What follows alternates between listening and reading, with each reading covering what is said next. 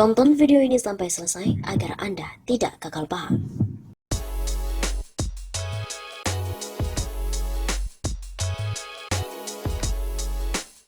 Ngabalin terpapar COVID dari kakaknya.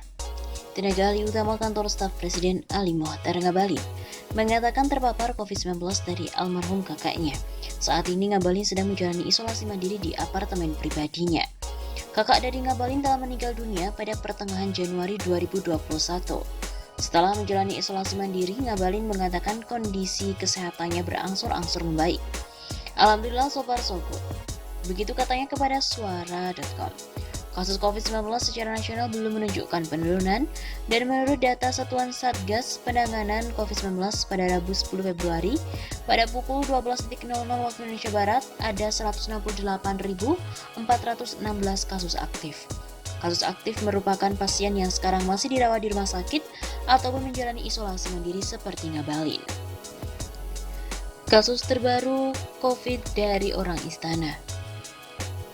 Tenaga ahli utama kantor staf Presiden Ali Mokhtar Ngabalin mengumumkan bahwa dirinya positif terpapar COVID-19. Hal itu diungkapkan oleh dirinya dalam akun Twitter @engal_alingambelah.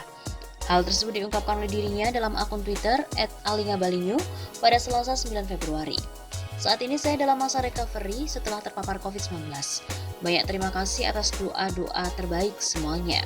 Allahu Akbar, Tuhan Maha Dahsyat. Dia sayang sama saya, alhamdulillah saya sudah di rumah. Begitu tweetnya. Lanjutnya lagi, ia juga mengucapkan duka cita atas wafatnya Ustadz Maher di Rutan Bareskrim Mabes Polri pada hari itu. Saya juga mengucapkan duka yang amat dalam atas kepergian Ustadz Maher. Saya telah maafkan semua hilafnya, husnul khotimah. Begitu katanya. Diberitakan sebelumnya, kuasa hukum Ustadz Maher, Juju Purwantoro, membenarkan kliennya telah meninggal dunia.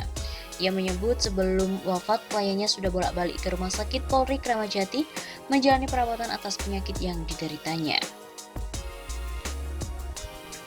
Selain itu, Ngabalin juga memastikan kondisi kesehatannya dalam keadaan baik setelah dinyatakan positif COVID-19. Dia juga mengingatkan bahwa terpapar virus corona bisa sangat berbahaya. Tuhan luar biasa, segala puja dan puji baginya. Alhamdulillah pagi ini dahsyat luar biasa, so far so good. Jangan lupa ya, virus masih sangat aktif. 3M, tangan melipat, COVID-19 sangat brutal. Rasa dan penciuman hancur total, paru-paru serangan utama banyak yang selesai panik dan tidak siap. Happy dan abaikan yang lain. Begitu tulisnya.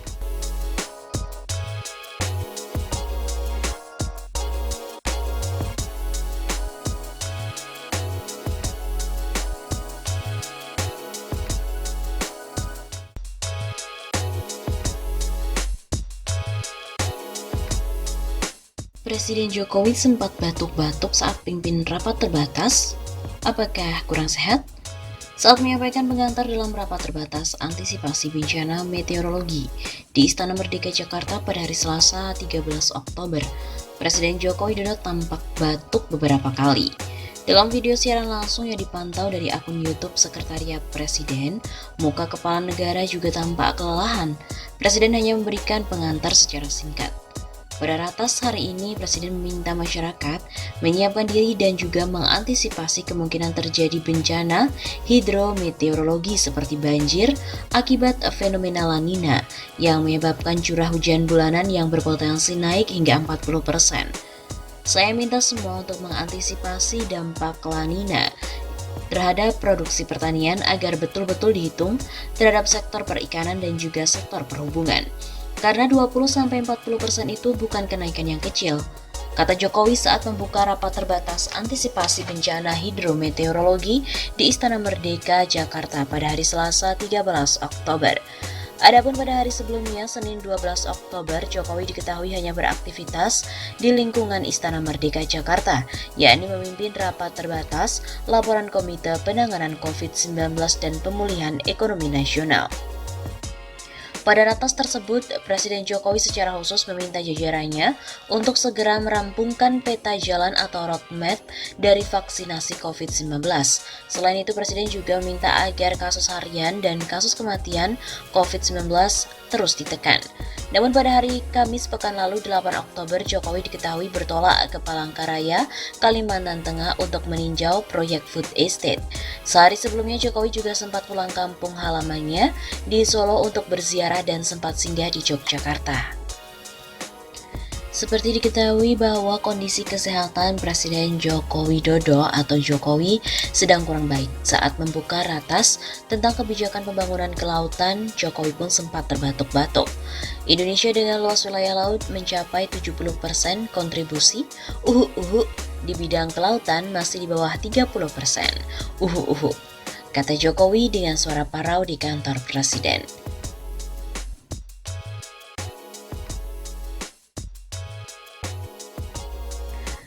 Saat menyampaikan pengantar dalam rapat terbatas antisipasi bencana meteorologi di Istana Merdeka pada hari Selasa 13 Oktober, Joko Widodo pun tampak batuk beberapa kali.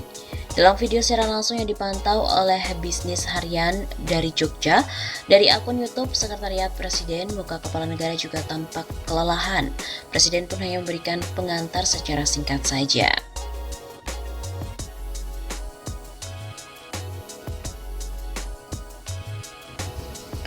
Jokowi mengingatkan untuk mengantisipasi dengan cara memanfaatkan data meteorologi sehingga dapat melakukan mitigasi bencana secara seksama.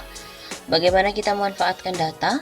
Kata Lilik dalam webinar bertema Fenomena La Nina, apa yang harus dilakukan pada Minggu 11 Oktober.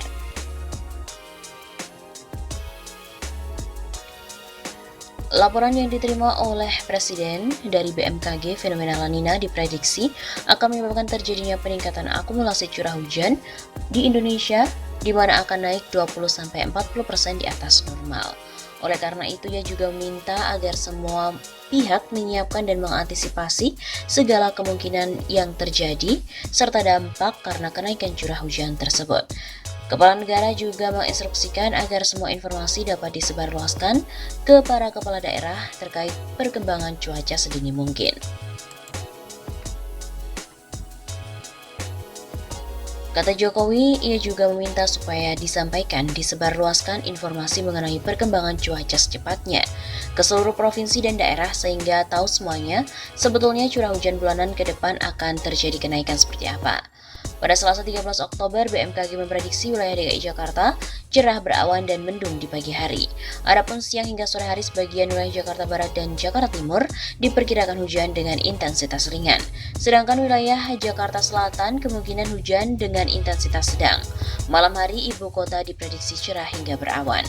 Sedangkan untuk Jawa Barat sendiri seperti Kota Bekasi, Depok, dan Bogor berpeluang cerah berawan sejak pagi hingga siang hari. Hujan kemungkinan baru akan turun pada malam hari dengan intensitas ringan.